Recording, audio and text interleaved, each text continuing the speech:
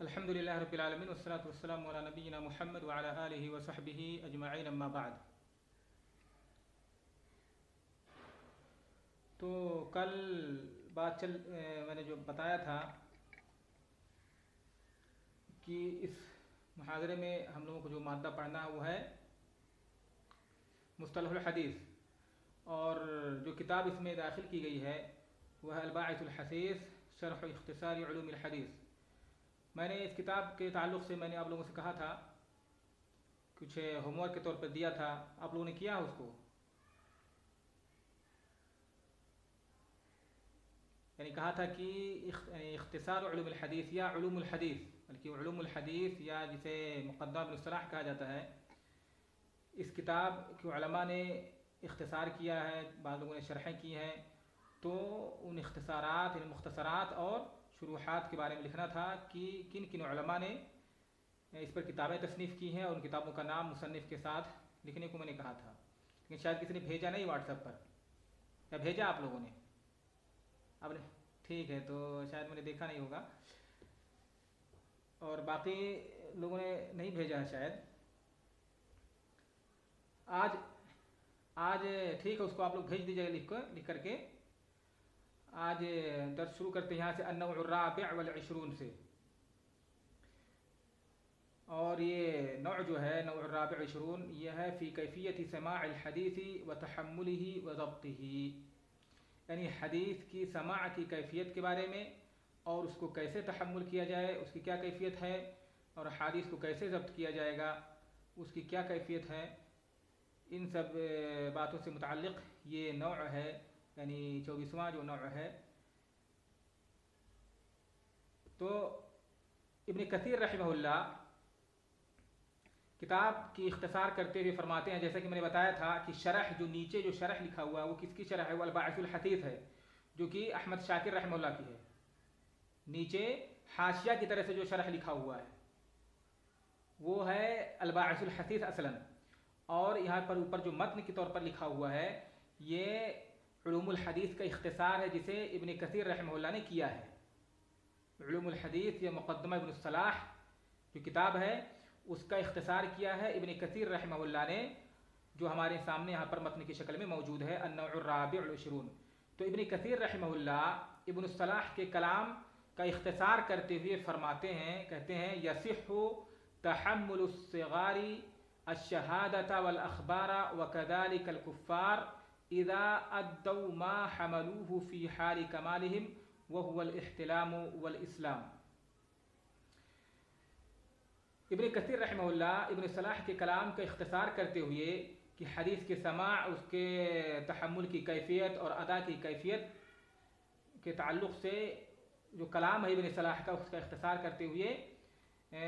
یہ فرما رہے ہیں، یہ جو ان کا ایک کلام ہے، اور قبل اس کے کہ وہ تحمل کے انواع اور ادا کی جو صیغیں ہیں، کن صیغوں کے ساتھ احادیث کو ادا کیا جائے گا، اس کو دوسروں تک پہنچایا جائے گا، بیان کیا جائے گا، اور تحمل کے یعنی حدیث کو اخذ کرنے کے انواع کیا کیا ہیں، اقسام کیا ہیں، اس کو شروع کرنے سے پہلے یہاں پر ابن صلاح رحمہ اللہ نے یا ابن کثیر رحمہ اللہ نے اختصار کرتے ہوئے دو قضیہ ذکر کیا، دو مسئلہ ذکر کیا ہے۔ پہلا مسئلہ یہ ہے، پہلا قضیہ ہے کہ جیسے کہ عدالت، حدیث کو بیان کرنے کے جو راوی ہوتے ہیں اس کے لیے شرط کیا ہے؟ عادل ہونا شرط ہے۔ عدالت میں یہ شرط ہے کہ کیا ہو؟ بالغ ہو اور مسلم ہو۔ راوی عادل اسی وقت کہا جائے گا جب کیا ہو اس کے لیے کہ وہ مسلم ہو اور بالغ ہو، تو یہ عدالت کے لیے شرط ہے، اسی وقت اس کی روایت قبول کی جائے گی جب راوی کیا ہو؟ عادل ہو، ضبط کے ساتھ ساتھ، یعنی اس کا عادل ہونا ضروری ہے، اور عادل ہونے کے لیے شرط کیا ہے کہ وہ بالغ ہو اور مسلم ہو۔ تو یہ جو شرط ہے، کہہ رہے ہیں یہاں پر کہ جو اگر کوئی مسلم نہیں ہے، ٹھیک ہے، غیر مسلم ہے، یا کوئی ابھی بالغ نہیں ہے، تو کیا اس کا سماع صحیح ہوگا یا نہیں صحیح ہوگا؟ ابن کثیر رحمہ اللہ اختصار کرتے ہوئے فرماتے ہیں یصح تحمل الصغار الشہادۃ والاخبار، شہادت یعنی گواہی، کوئی چیز دیکھ رہے ہیں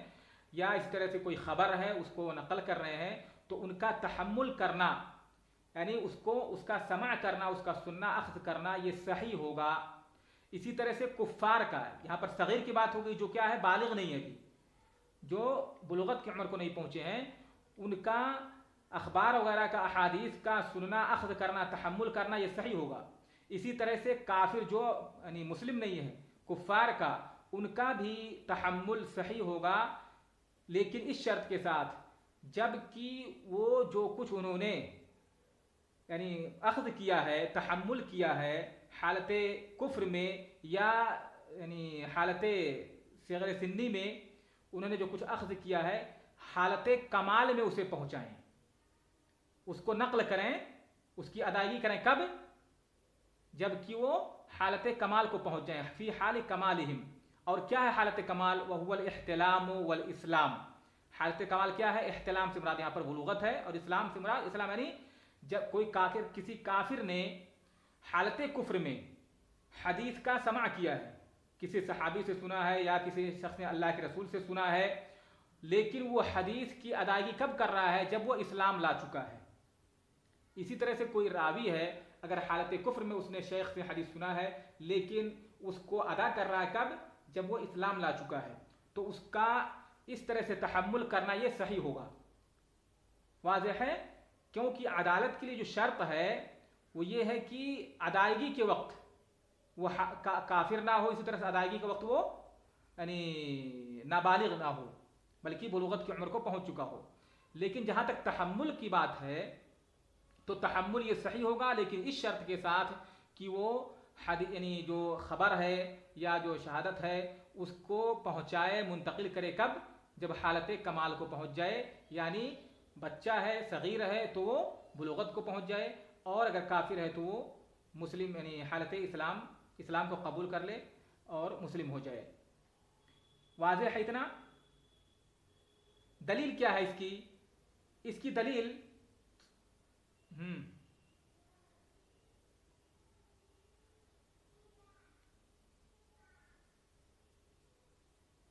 ہاں اسی وقت اس کا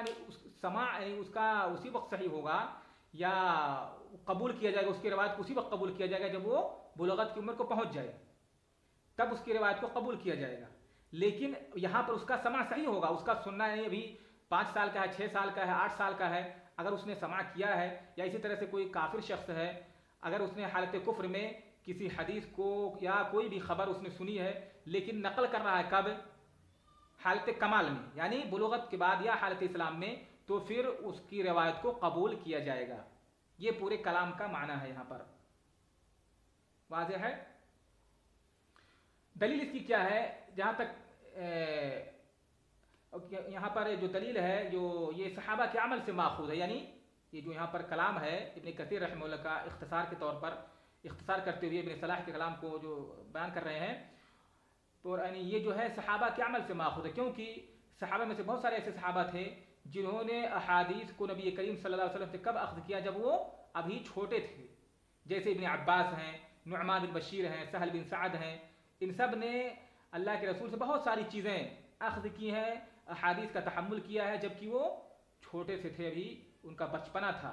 لیکن انہوں نے احادیث کو کب بیان کیا ان احادیث کو بیان کیا جب وہ بلوغت کی عمر کو پہنچ گئے. اسی طرح سے صحابہ کرام ہی میں سے بہت سے ایسے لوگ تھے جنہوں نے نبی کریم صلی اللہ علیہ وسلم سے حدیثیں سنی کب حالت کفر میں انہوں نے احادیث کو اخذ کیا اللہ سے سنا اور ان کی ان حدیثوں کو علماء نے یا لوگوں نے بعد میں قبول کیا صحابہ کرام نے قبول کیا اس کو روایت کیا گیا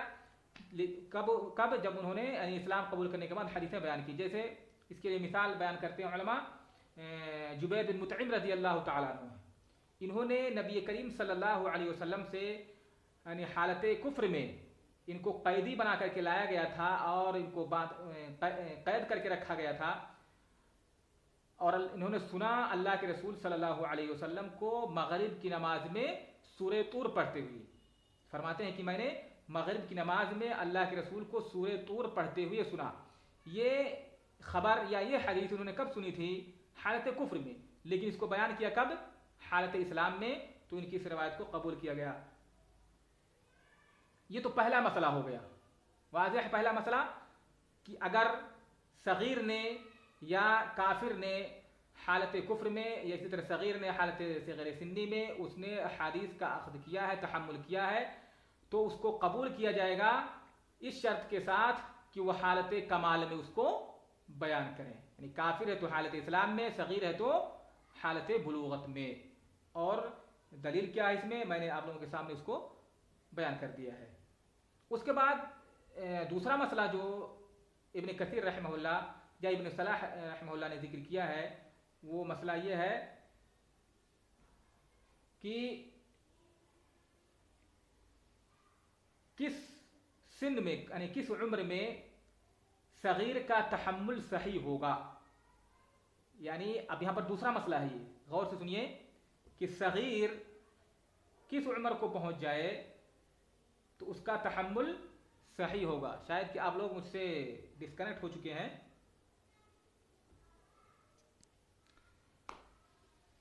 تو اس کے بعد جو دوسرا مسئلہ ہے، عرض کر رہا تھا کہ دوسرا مسئلہ جسے ابن کثیر رحمہ اللہ نے یہاں پر ذکر کیا اختصار کرتے ہوئے، وہ یہ ہے کہ کس عمر میں پہنچ کر کے صغیر کا تحمل صحیح ہوگا، یعنی اس کا سماع، حدیث کا سماع کرنا صحیح ہوگا. تو ابن کثیر رحمہ اللہ نے یہاں پر ذکر کیا ہے کہ عام طور سے لوگوں کی جو عادت رہی ہے وہ یہ کہ جب بچہ 5 سال کی عمر کو پہنچ جائے تو انہیں وہ مجلس میں حاضر کرتے تھے.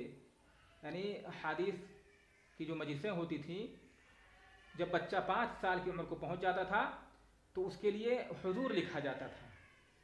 یعنی مجلس میں بچوں کو حاضر کرتے تھے. جب 5 سال کی عمر کا بچہ ہو جاتا تھا، 5 سال کی عمر تک، یعنی 5 سال سے پہلے تک،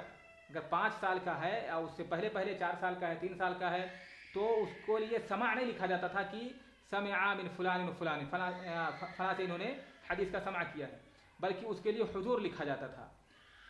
پھر اس کے بعد جب 5 سال کی عمر کو مکمل کر لیتا تھا تو اس کے بعد اس کے لیے سماع لکھا جاتا تھا. یعنی اس کے سماع کو صحیح مانا جاتا تھا کہ ہاں اس بچے نے یا فلاں نے فلاں شیخ سے احادیث کا فلاں احادیث کا سماع کیا ہے، اس کا سماع صحیح مانا جاتا تھا. یہ علماء کا طریقہ رہا ہے عام طور سے. اسی طرح اس سے پہلے فرمایا ہے وَيَنْبَغِي الْمُبَادَرَةُ إِلَىٰ إِسْمَاعِ الْوِلْدَانِ الْحَدِيثَ النَّبَوِيِّ، کہ مناسب ہے، بہتر یہ ہے کہ بچوں کو حدیث نبوی کے مجلسوں میں حاضر کیا جائے اور ان کو حدیث کا سماع کرایا جائے. یہ بہتر ہے، اچھی بات ہے. یعنی جو ابھی بلوغت کی عمر کو نہیں پہنچے ہیں ان کو مجلسوں میں حاضر کیا جائے. اور جیسا کہ میں نے بتایا کہ یعنی شہروں میں عام طور سے لوگوں کا جو طریقہ رہا ہے کہ وہ بچوں کو مجلس سماع میں حاضر کیا کرتے تھے، لیکن ان کے لیے 5 سال کی عمر تک، جب تک بچہ 5 سال کا رہتا تھا یا اس سے پہلے تک، اس کو حضور لکھا جاتا تھا اس کے لیے کہ فلاں کی مجلس میں حاضر ہوئے، اور پھر اس کے بعد 5 سال کی عمر کے بعد اس کے لیے سماع لکھا جاتا تھا.